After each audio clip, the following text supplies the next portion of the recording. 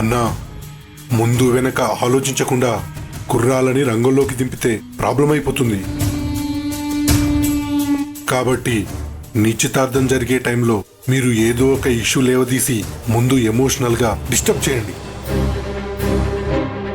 ఆ సమస్య పెద్దదవుతుండగా సడన్ గా నేను నా కుర్రాలతో దిగి మండపమంతా విధ్వంసం సృష్టిస్తాను. ముందు అక్షయ్ని మేనేజ్ చేయాలి, అది మర్చిపోకు దేవా. నువ్వేం కంగారు పడకమ్మా, ఈసారి దాని అంతు చూస్తాను. ప్రణు, నీకంతా ఓకే కదా? Okay daddy. ఇప్పుడు మన దగ్గర 3 ప్లాన్లున్నాయి. మీరు మీ వైపు ఏం చేస్తారో చేయండి, నేను నా రూట్లో ఈ నిశ్చితార్థం జరగకుండా చేస్తాను.